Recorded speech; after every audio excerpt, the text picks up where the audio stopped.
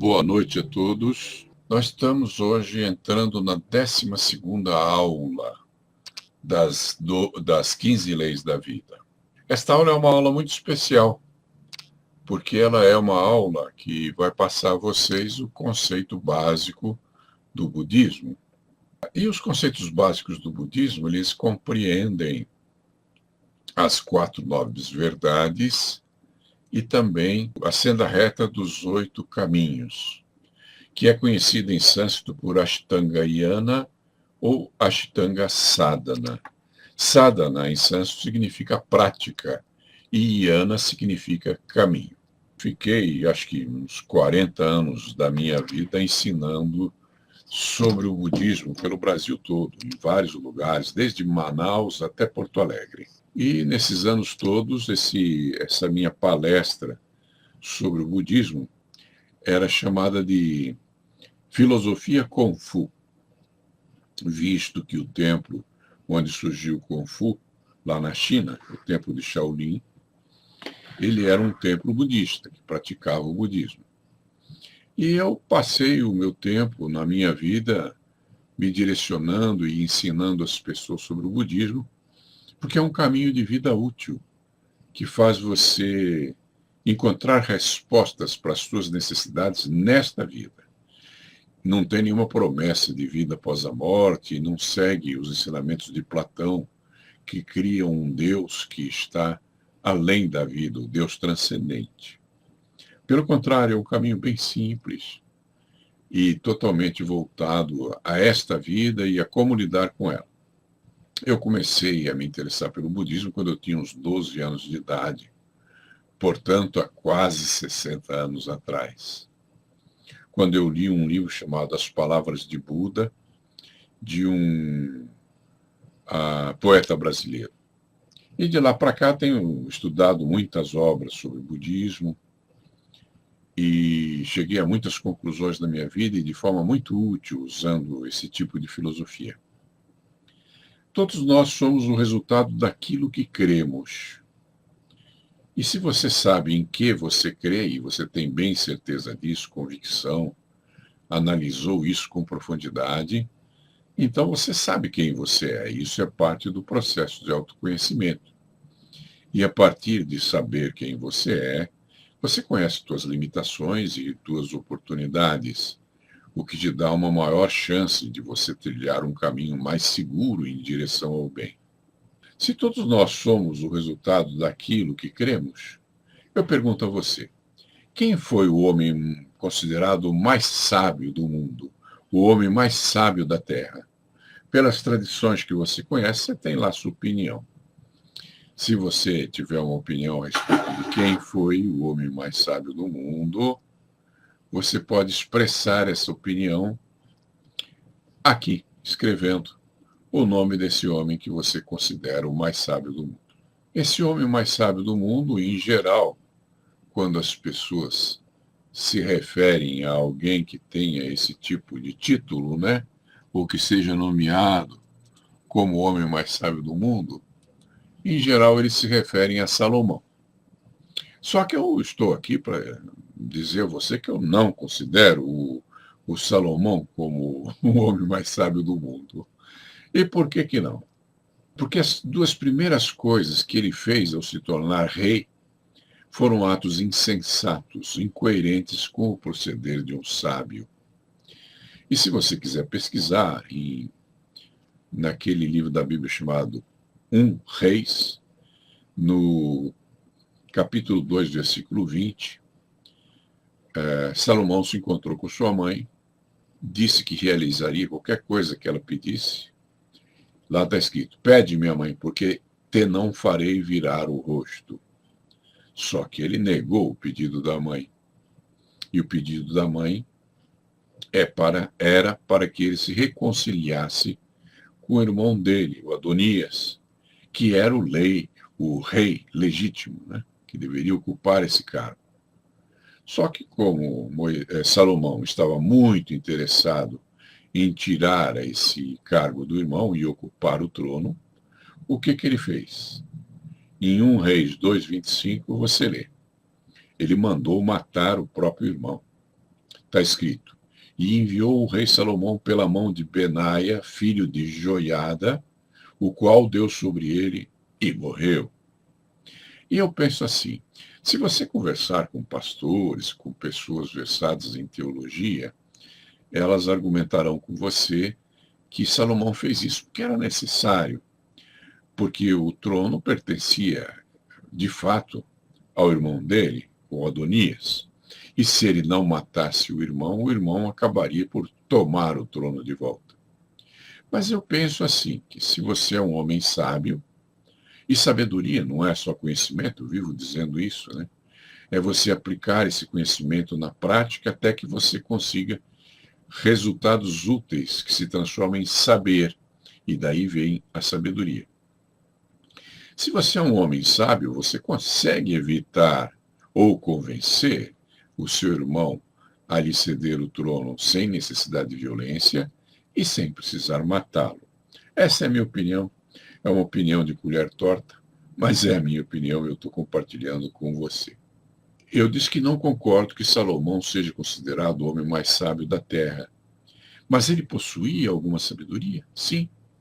Qualquer pessoa que chega a ficar velho, alguma sabedoria ele consegue ter.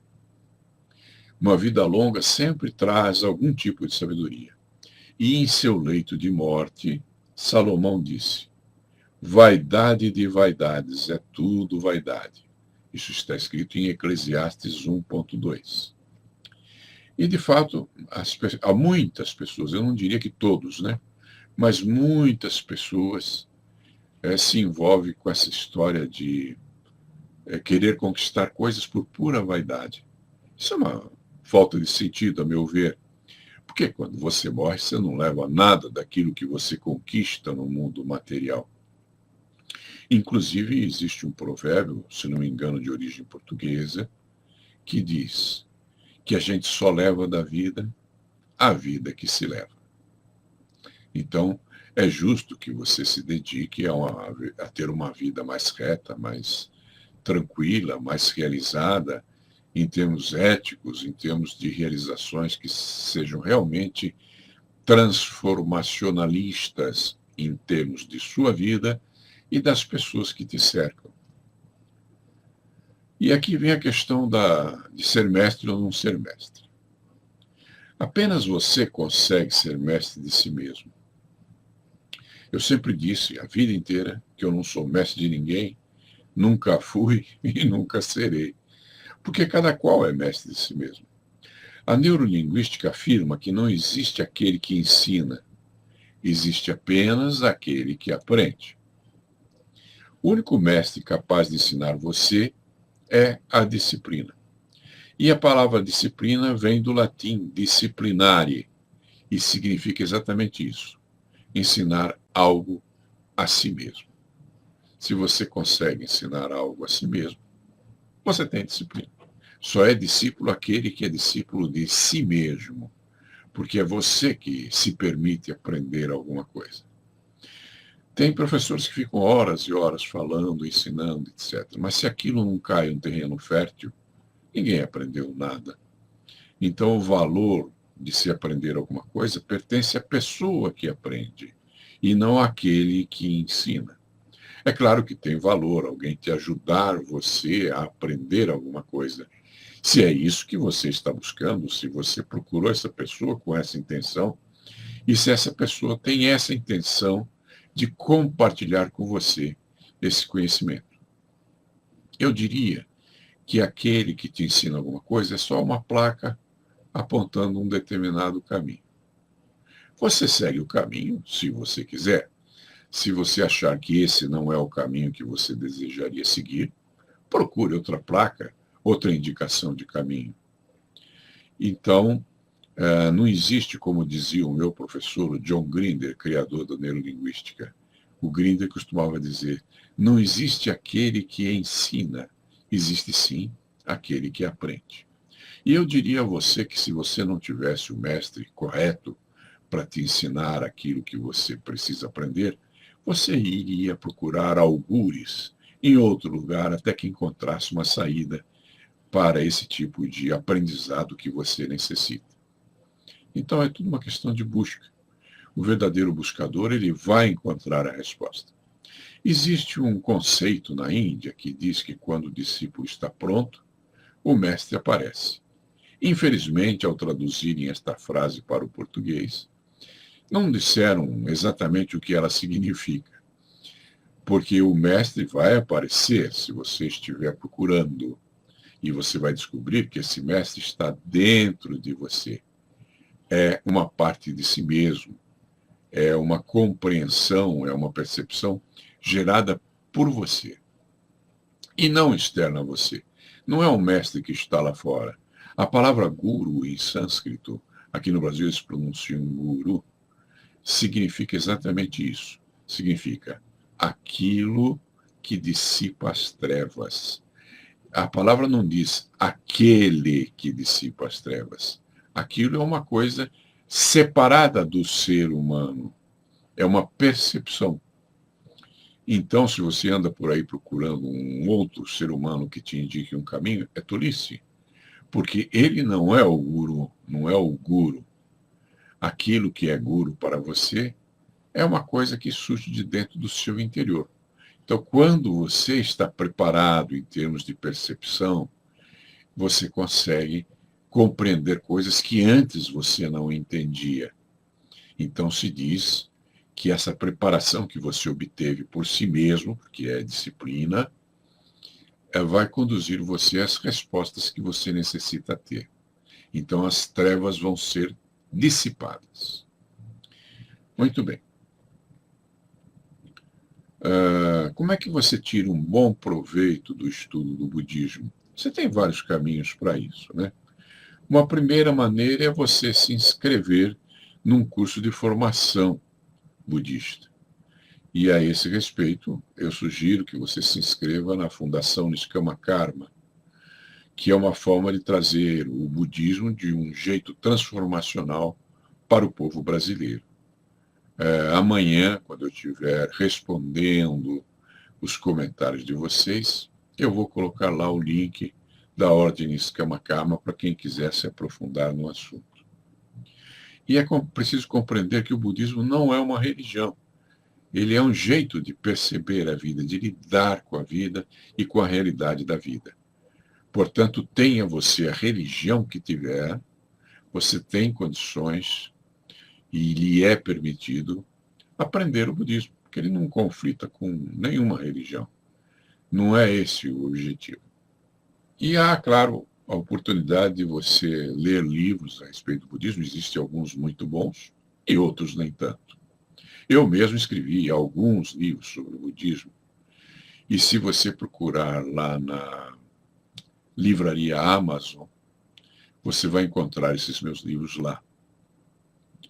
E eu uso lá o nome de iniciação que eu tive no budismo, que eu recebi através da cerimônia de iniciação, e que é Satya, com Y, Satyananda Apta. Então, se você entrar na Amazon, procurar o nome Satyananda Apta, você vai encontrar lá na Amazon os livros que eu escrevi sobre o budismo, se houver interesse de sua parte. Jesus Cristo, o Edson apontou como sendo o símbolo da sabedoria. Sim, só que eu falei de um homem, e pelo que diz a tradição, Jesus era Deus. A primeira maneira é você se inscrever, eventualmente pode ser o curso da Ordem Niskama Karma. Uma segunda opção seria você ler livros sobre o budismo, é uma maneira interessante, são livros muito gostosos de ler. E uma terceira maneira é você prestar atenção naquilo que eu vou ensinar hoje e provavelmente também em nossa próxima aula, porque o assunto é extenso. Hoje eu devo começar a falar com você sobre as 4 nobres verdades. E, na continuação das 4 nobres verdades, nós temos a senda reta dos 8 caminhos, que, em termos de caminho, é chamado Ashtanga Yana, porque Yana, em sânscrito, significa caminho, e Ashta significa 8, Yanga, partes. Ashtanga, 8 partes. Yana, o caminho de 8 partes. Ou então aquilo que você deve se dedicar, praticar todos os dias. que seria o Ashtanga Sadhana, que seria a prática do caminho das 8 partes.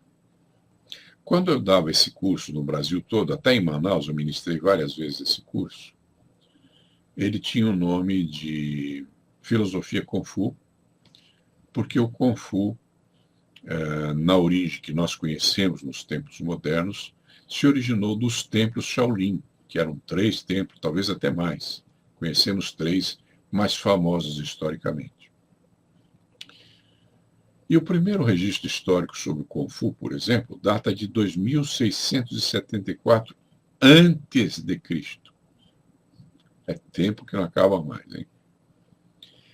E nenhum desses estilos da antiguidade sobreviveu até os dias de hoje, pois a grande eficiência do estilo Shaolin, por volta da dinastia Ming, superou todos os outros estilos e acabou extinguindo-os. Aqueles estilos antigos foram extintos. E quando você ouve falar no Wing Chun, por exemplo, que é um estilo considerado moderno, na realidade, ele foi ensinado por uma monja que veio do templo Shaolin, a Nimue, e ela ensinou esse estilo a Yin Wing Chun, que era uma mocinha. Wing Chun é o nome feminino e significa linda primavera.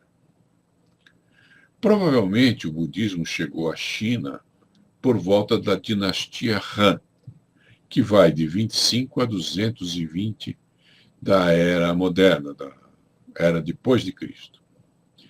Mas foi apenas pela influência de Bodhidharma, por volta do ano 525, que a arte marcial indiana, que na época era o Vajramushti, passou a ser ensinada como um exercício de fortalecimento nos templos Shaolin, para que as pessoas conseguissem suportar as longas horas de meditação, que era o prato principal de quem participava do budismo lá em Shaolin. E quem é que deu origem ao budismo? O budismo foi transmitido por um príncipe chamado Gotama. E ele tinha 2 títulos, Sakyamuni e Siddhartha. Sakyamuni significa o último, Muni é o último, dos Sakyas, que era uma dinastia de reis. Ele era um príncipe que herdava esse título de Sakya. E Siddhartha significa farto de poderes. Então são títulos, não são o nome do Buda. O Buda, que também significa o iluminado, chamava-se Gotama. Um nome bem simples, né? E outro detalhe interessante, Buda era bem magro. Quando você vê essas estatuazinhas de um oriental gordinho, né? Não se trata do Buda, ele é um dos 7 deuses chineses. Era o deus da felicidade, da fartura. Não tem nada a ver com o Buda. Bom, Gotama, escreve-se Gautama, pronuncia-se Gotama, era filho do rei Suddhodana e da rainha Maya. A profecia menciona que houve uma espécie de, como é que eu diria, um asceta, que era meio profético, e esse asceta se chamava Ansita. E ele profetizou que aquele menino que nasceria da gravidez da rainha Maia seria um rei muito poderoso, se tornaria um líder espiritual e seria a luz do mundo, ensinando os homens a se libertarem do sofrimento. É óbvio que isso é uma lenda e provavelmente talvez não tenha ocorrido. Mas as lendas têm fundos de verdade, né? E a ideia é que, para aquela época, era muito comum se consultarem os adivinhos quando se esperava o filho de um rei. O Mário Rodrigues comenta aqui que o budismo ensina a lidar com os imprevistos da existência. Só que o rei Suddhodana não ficou muito feliz com essa previsão que o filho seria a luz do mundo, um líder espiritual. Isso não agradava ao rei. Ele queria que o filho se tornasse rei. E para impedir a opção espiritual, trancou o menino dentro de um grande palácio. Diz a lenda que lá ele ficou até uma certa idade, chegando inclusive a se casar e tudo, até que um dia ele não suportou mais ficar no castelo e saiu para o mundo. E a primeira vez que ele saiu para o mundo, tudo foi meio falsificado. O rei mandou espalhar pétalas de flores pelo caminho, tirou os pobres do caminho, todo o sofrimento, todos os idosos do caminho, e, inclusive, realizou uma peregrinação das moças virgens da época para que conhecesse o filho dele, e ele se encantou com uma delas, e com ela se casou. Muito bem, só que o menino, já casado, tendo um filho, Ráhula, ele não estava satisfeito com a vida dentro do castelo e resolveu sair outra vez, só que desta vez sem avisar o rei, e ele se pôs a caminho. Teve um homem que ajudou ele puxando o cavalo, depois ele trocou de roupa com esse homem e se perdeu no mundo, em busca da espiritualidade, que era o que o cativava. Mas antes que isso acontecesse, na época em que ele ainda estava encerrado dentro dos muros do castelo, passou um cisne voando em cima entre um muro e outro. E um primo do Gotama, com uma flecha, bateu esse cisne, que caiu aos pés do Buda. E quando o Gotama tentou tirar essa flecha do corpo daquele cisne, ele se feriu com a flecha, percebeu que doía, né? E pensou, puxa, esse pássaro deve estar sofrendo muito. Então, usando os conhecimentos que ele tinha sobre ervas e processos de cura, ele criou lá um pequeno ungento e ajudou a curar o pássaro. E o problema dele fazer isso é que depois o primo dele quis o pássaro. Falou, não, fui eu que abati ele com a flecha, ele me pertence.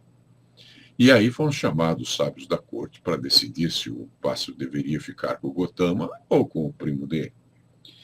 E no fim eles deixaram o pássaro com o Gotama, porque o Gotama estava dando àquele pássaro uma nova chance de vida, né? E isso tinha mais valor do que você simplesmente abater um pássaro com a sua flecha. Isso dizem as lendas da época. Existem muitas lendas sobre Buda, porque a história dele foi contada em muitas versões. Aqui o Edson está perguntando se os ensinamentos marciais não tinham finalidade de luta. Claro que tinham finalidade de luta. Se eram marciais, Marte é o deus da guerra. A finalidade era de luta. O budismo não tem nada a ver com isso. Apenas o predecessor lá do templo de Shaolin, eu tenho problemas de memória, eu esqueço o nome. Ele era um indiano que veio parar na China, e ele era da casta dos Kshatriyas, lá na Índia, que é a casta dos guerreiros. Ele foi treinado nas artes bélicas, e quando ele impôs lá no templo de Shaolin a prática da meditação, prática árdua, muitas horas de meditação por dia, ele percebeu que os monges não suportavam essa carga física. Então ele começou a ensinar a arte marcial que ele conhecia lá da Índia, o Vajramusti, para que esses monges se fortalecessem fisicamente e suportassem as longas horas de meditação. Agora, com isso queremos dizer que o monge budista não possa se defender? Não, não tem nada a ver.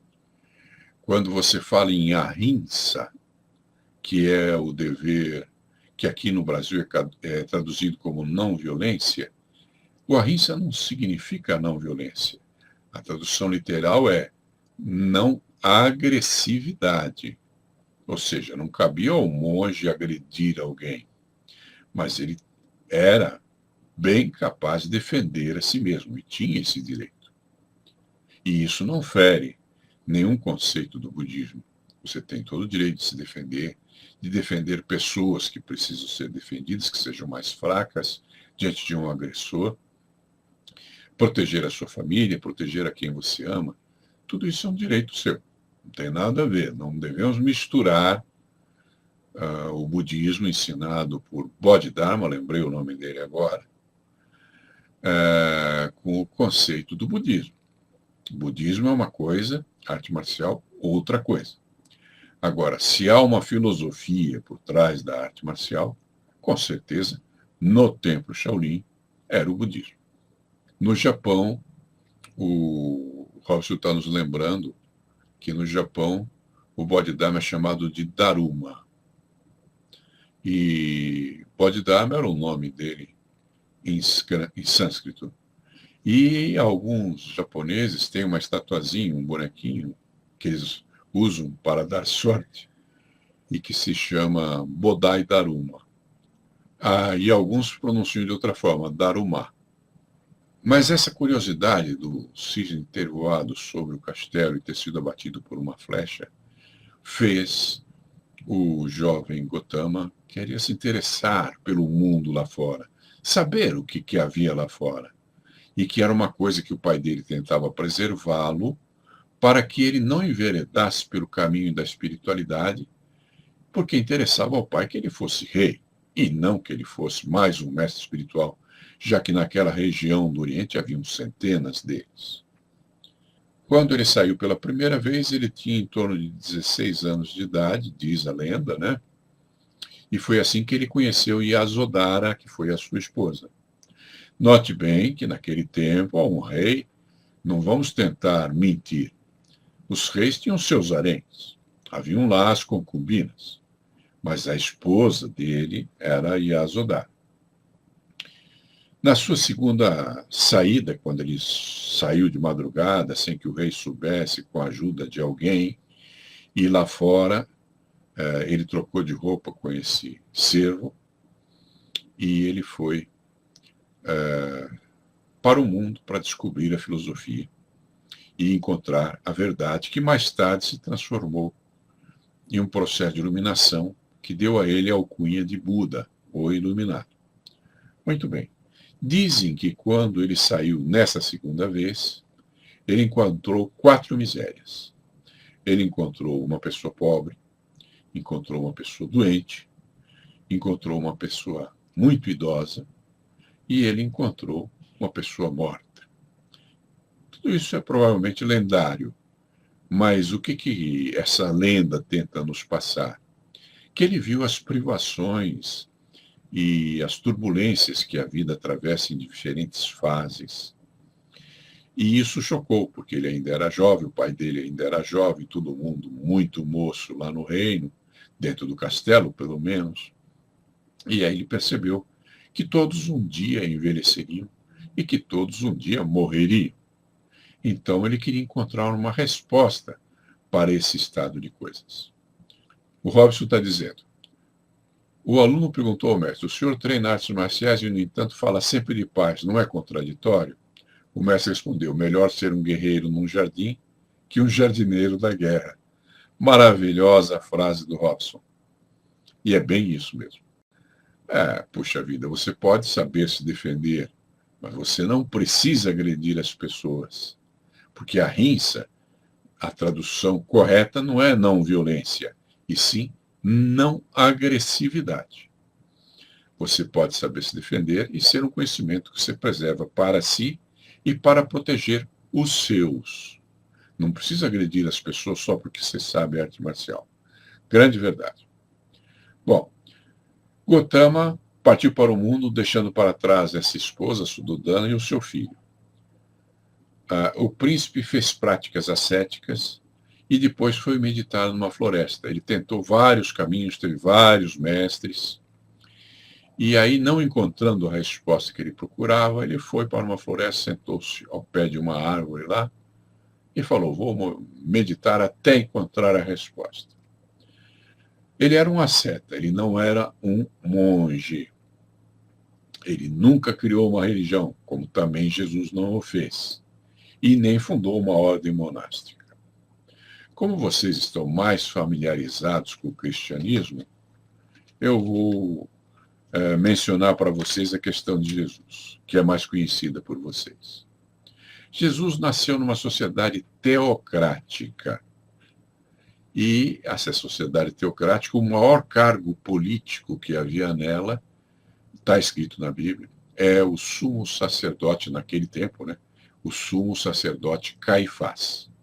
Ora, se você nasce numa sociedade teocrática, ou seja, uma sociedade tão profundamente religiosa que o maior cargo político é destinado a um sacerdote, é de se esperar que você seja profundamente religioso. Mas não consta na Bíblia que Jesus seguisse literalmente o ensinamento de seus antepassados. O que consta lá é que ele esteve no templo, quando jovem, para discutir com os sábios que lá estavam. Ora, se você tem concordância com tudo que uma pessoa sabe, você não irá discutir com ela. Você discute quando as opiniões que você tem não são idênticas às opiniões da outra pessoa. Então, quando a Bíblia diz que ele foi lá para discutir com os sábios, é porque ele não concordava plenamente com tudo que lá era ensinado. E Jesus não criou uma religião. Como é que você sabe disso? É simples. Hoje em dia você tem a Bíblia na própria internet. Você não precisa ter um volume daquele livro preto que as pessoas levam embaixo da axila. Você pode entrar na internet e você terá acesso a todos os livros da Bíblia. E se tiver um buscador nesta obra, vamos dizer assim, digital que você está consultando, e você pesquisar lá para a palavra religião, você vai descobrir que essa palavra só existe em 3 lugares da Bíblia. Ela só é citada 3 vezes na Bíblia. Se fosse uma coisa importante, seria citada mais vezes. E Jesus não compactuava com essa história de religião. Tanto é que a palavra religião veio do grego religios e vem do latim religare. E o intuito dessas 2 palavras, a tradução literal nesses 2 idiomas, significa uma só coisa: voltar a se ligar a Deus. Religar. Como se você tivesse existido separado de Deus. Isso em si já é uma blasfêmia. E Jesus nunca declarou isso. Ele nunca criou uma religião. Ele se referia a Deus e dizia: eu e o Pai somos um. Com isso ele queria dizer que você está excluído e que você não é um com o Pai? Claro que não. Porque em outra passagem da Bíblia, ele disse: se tiveres fé do tamanho de um grão de mostarda, que é bem pequenininho, eu já vi um, coisas maiores do que as que faço, fareis. Está escrito literalmente na Bíblia. Ora, se você, tendo uma fé do tamanho de um grão de mostarda, consegue fazer coisas maiores do que as que Jesus fez, foi o que ele disse, e ele não estava mentindo. Então, a conclusão que chegamos é que você também é filho de Deus. Porque se ele dizia que Deus era o Pai, e se ele dizia que você é capaz de fazer o mesmo que ele, e talvez até obras maiores, então você não é diferente dele, você também é filho de Deus. Ok? E Jesus não criou nenhuma religião. Quando ele procurou Cefas e deu a ele um novo nome de Pedro, ele diz: Pedro, tu és rocha, tu és pedra, e sobre ti erigerei minha igreja. Não falou em religião. E o que é uma igreja? Vem de um nome antigo dos gregos, chamado de egrégora. E o que é uma egrégora? Tradução de egrégora em grego arcaico é reunião em boa companhia. Então, se você for pensar um pouquinho, nós estamos aqui numa live, eu estou reunido com vocês. Nós somos uma egrégora. E isso não tem nada a ver com religião. E tem mais. Jesus disse: se 2 de vocês se reunirem em meu nome, estarei entre vós. Então ele está aqui conosco. Pensaram nisso? Ok. Então podemos prosseguir. Ao meditar na floresta, o Gotama jejuou por 40 dias e 40 noites. Como ele viveu muito tempo antes de Jesus, essa história de ir para a floresta ou para o deserto e ficar jejuando 40 dias e 40 noites, teve alguma origem comum aqui. Ao fim desse período de meditação, ele recebeu alimento de uma pastora chamada Sujata, que pagava uma promessa. Então, essa história é outra lenda sobre o Buda. Essa mocinha não conseguia engravidar. Então, ela foi para a floresta em busca dos devas, dos deuses da floresta, e orou, fez sacrifícios, pediu a eles que engravidassem. E ela, de fato, engravidou. E quando engravidou, para honrar esses deuses da floresta, chamados devas, ela levou lá, sei lá, uma bandeja de frutas, alguns alimentos, para ofertar a esses deuses da floresta. E entrando lá, encontrou o Senhor Buda sentado na frente de uma árvore e com uma placidez tão intensa em seu olhar, em seu rosto, que ela pensou, este aqui é o Deus da floresta, e ofereceu a ele os alimentos. Então, depois de 40 dias e 40 noites, que sincronicidade, uma moça chega e traz para você os alimentos que você necessita. O nome dela foi preservado na história, chama-se Sujata, e pagando essa promessa, ela alimentou o Senhor Buda. Saindo da floresta, logo depois desses 40 dias e 40 noites, já iluminado, daí o nome Buda, Gotama, agora Buda, reuniu alguns companheiros de jornada dele, que tinham frequentado outros mestres, ele encontrou com eles e passou, dizem que eram 5 desses companheiros, e ensinou a eles, fez o seu primeiro discurso iniciático. E segundo, diz a lenda, ensinou a essas pessoas as 4 nobres verdades. Próximo a Benares, eu não sei se fala Benares ou Benarés, mas era uma região. E nesse lugar foi o seu primeiro ensino público. E Buda, essa criatura que eu apresentei a vocês, e alguns de vocês com certeza já conheciam, peregrinou e pregou até os 80 anos de idade, quando morreu. E aqui cabe uma observação do Francis Bacon, que escreveu em 1620 o Novum Organum.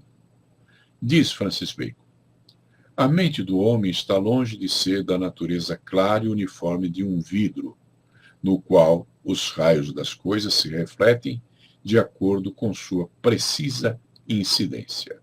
Ao contrário, a mente do homem é como um espelho encantado, cheia de superstição e impostura, se não for liberada ou diminuída. Então, os fatos que eu estou contando para você, como qualquer historiador pode confirmar ser verdadeiro, depende de você aceitá-los ou não.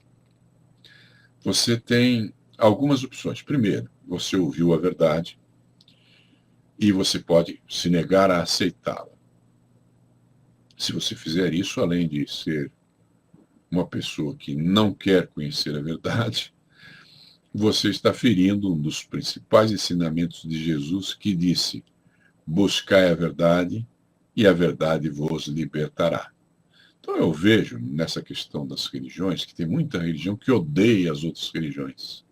Então não está cumprindo aquilo que Jesus mandou. Porque Jesus foi bem claro, buscai a verdade. Ele não diz, buscai a verdade na tua religião, na tua igreja, no teu livro. Não foi isso que ele disse. Ele disse, buscai a verdade. É uma coisa mais ampla. E se você encontra essa verdade em outros representantes de verdades diferentes da sua e não as aceita, você não está respeitando aquilo que Jesus lhe ensinou. E não vai se libertar. Vai se incrustar, vai se prender cada vez mais, vai se amarrar na fé que você acha que é justa, esquecendo que a verdade é uma só. Pode ser dita de diferentes formas, mas é sempre uma só a verdade. E tem gente que não gosta dela, é claro.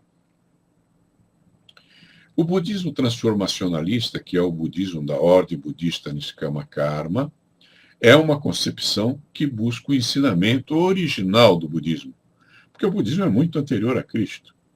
Então, obviamente, nós não sabemos exatamente como era o budismo na época em que ele foi criado. Mas existem obras mais antigas que você pode consultar. E o budismo Niskama Karma tem por finalidade buscar a origem do budismo. Por isso que não vamos muito além do que as 4 novas verdades e a senda reta dos 8 caminhos, que são os ensinamentos fundamentais do Senhor Buda.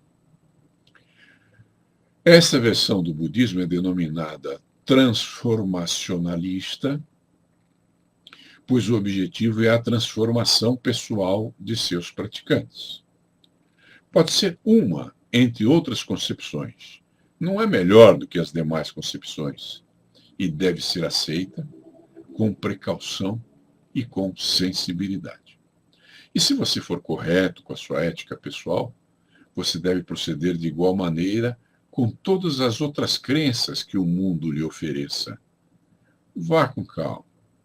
Haja com precaução. Procure usar da sua sensibilidade. O budismo transformacionalista prega a lei da evolução contínua e consciente. E não é um budismo teórico nem religioso, só existindo quando praticado diariamente. Sem ação, não existe realização. É uma frase que eu uso sempre.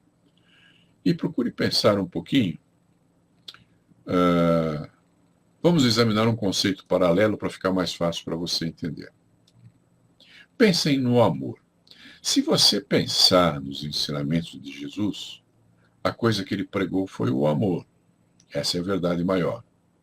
E no ensinamento do Buda, o que ele pregou foi a compaixão, que é uma forma de amor.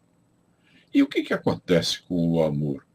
Nós aprendemos no nosso idioma que o amor é um substantivo.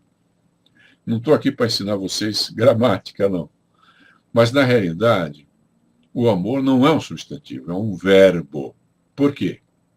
Porque se você não ama, não existe o amor. E para você amar, você precisa praticar o verbo amar.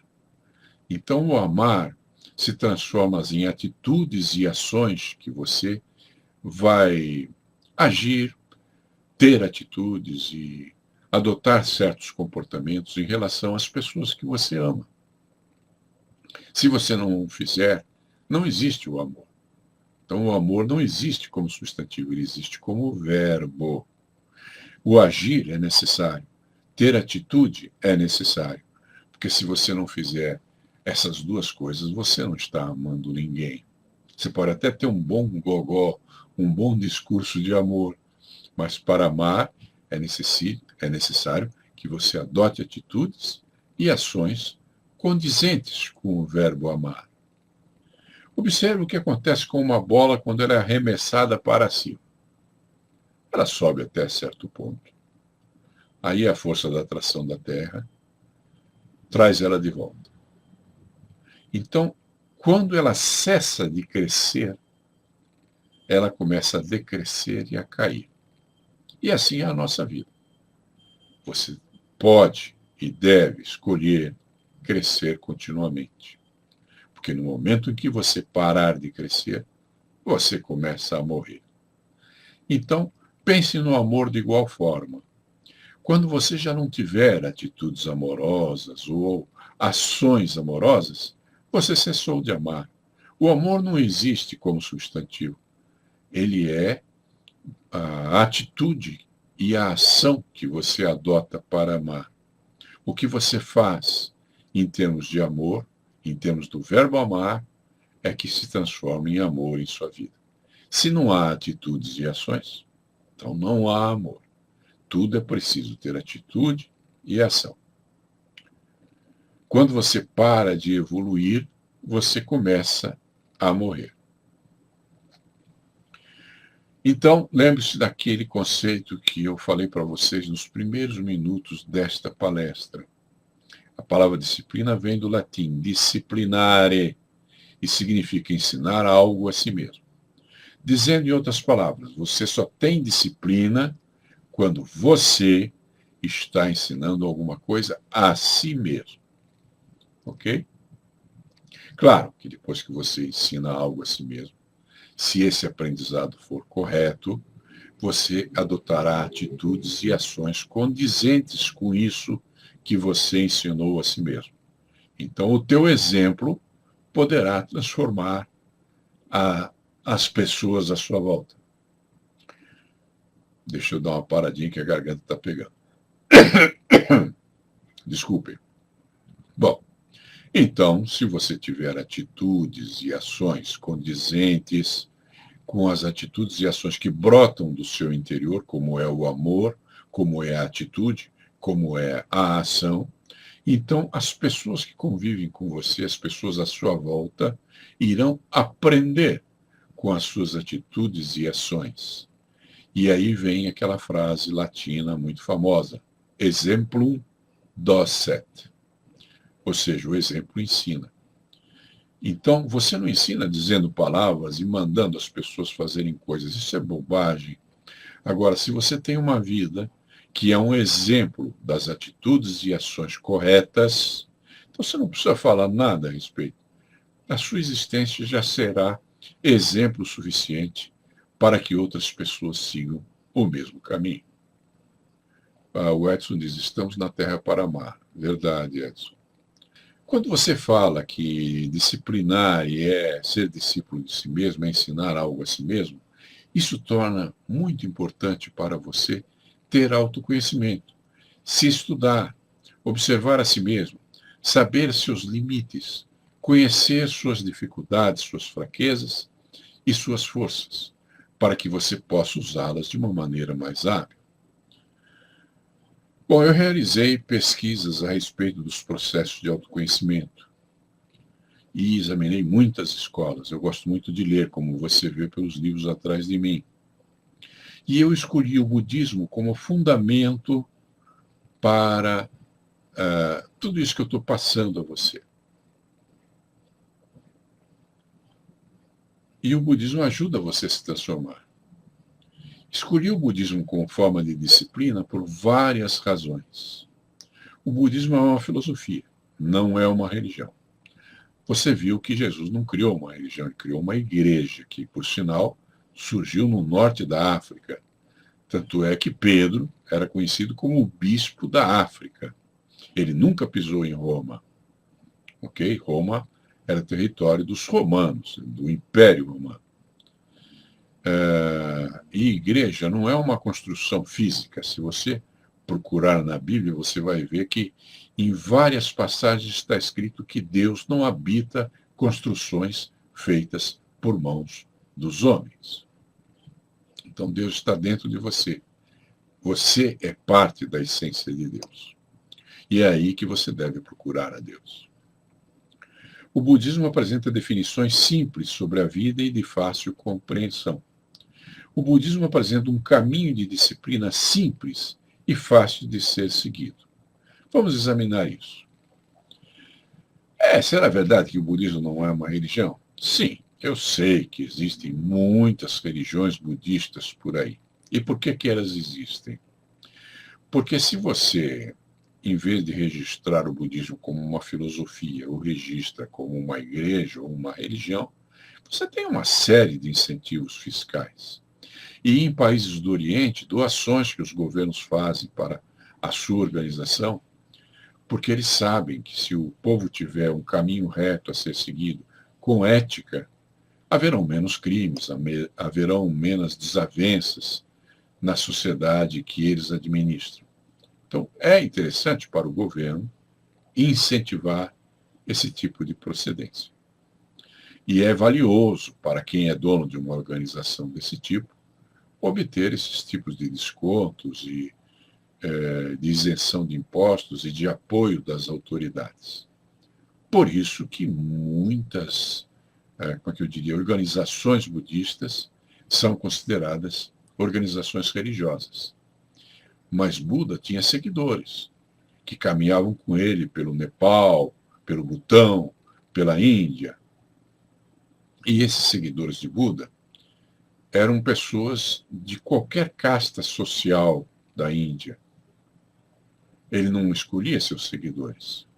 E dizem algumas lendas que alguns desses seguidores encontravam aquelas, como se diz assim, tecidos envolvendo cadáveres E eles tiravam esses tecidos, lavavam e se transformavam na roupa deles. Por isso que você vê essa imagem do monge, da pessoa envolta numa roupa estranha, e tendo um procedimento religioso. Só que, para ter um procedimento religioso, você não precisa se tornar um monge, porque a prática que você faz para dominar a espiritualidade chama-se ascetismo. E você se torna um asceta ao praticá-la, não necessariamente um monge.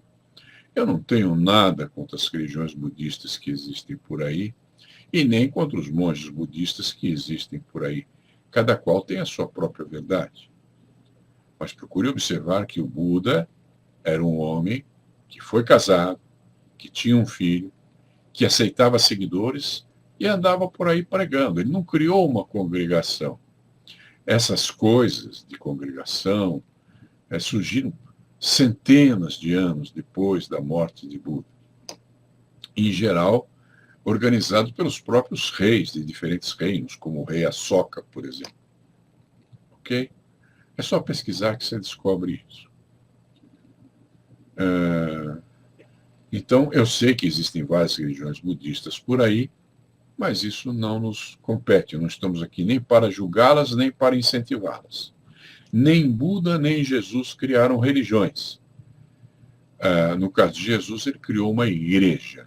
E, eventualmente, Buda, como tinha muitos seguidores, deveria ter alguma organização entre esses seguidores. Podemos chamar isso de congregação, se for o caso. Mas não é uma instituição religiosa. Até porque Buda não citava a religião. Ele não mencionava isso. Tudo que ele ensinou foi soluções para você lidar com esta vida. E existem várias passagens na vida do Buda de pessoas que perguntaram: e a vida depois da morte? E Buda teria respondido: nada sei sobre esta vida. Sei tão pouco sobre esta vida. Como vou ousar saber alguma coisa sobre a outra vida? Então, contente-se com o que você sabe sobre esta vida, porque é o que lhe é dado saber. Se você quer saber alguma coisa sobre o que há depois da morte, isso são opiniões, porque que eu saiba, não há quem tenha voltado e nos dito como é o lado de lá. Então, você pode ter crença que você quiser a respeito da vida após a morte. Só que, falando-se desta vida em que você é um participante atuante, já que você está vivo, então há fatos concretos que você pode aprender a analisar e utilizar para o caminho do bem. Quando Buda criou o budismo, ele estava criando uma filosofia de vida. E é isso que nos interessa. Claro que você vai ver muitas religiões budistas dizendo que o budismo não é filosofia, que o budismo não é isto, não é aquilo. Mas não interessam os rótulos. O que interessa para nós é o que o Buda ensinou e que você vai aprender aqui comigo nas próximas semanas, que é as 4 nobres verdades e a senda reta dos 8 caminhos. Além destes 2 blocos de informações, existem inúmeros outros, existem muitos sutras, muita literatura budista para você examinar. Mas eu fico feliz se você conseguir entender e praticar esses 2 conceitos iniciais, que são as 4 nobres verdades e a senda reta dos 8 caminhos. Já é bastante para mim, tá bom? Ficarei satisfeito com isso. Nós estamos no nosso minuto fatal.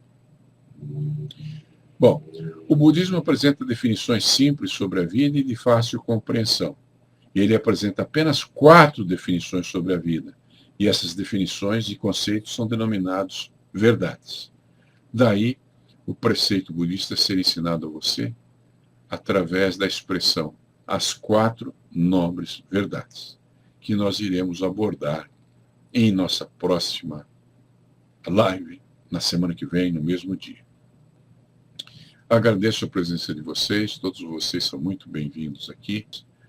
Temos que ficar com vocês por 1 hora apenas, que é o que permite o Facebook, né, que é o recurso que estamos utilizando. E se eu não termino na hora em ponto, eles simplesmente cortam o que eu estou falando. Então, nós já estamos no 59 minutos. Eu estou agradecendo a presença de vocês. Vocês sempre são muito bem-vindos aqui. E estão me ajudando a compartilhar com vocês o pouquinho que eu sei que aprendi ao longo da minha vida. Sejam todos muito bem-vindos. Agradeço a presença de vocês. E não se contentem apenas em me ouvir. Ponham em prática o que aprendem. Sejam bem-vindos. Uma boa noite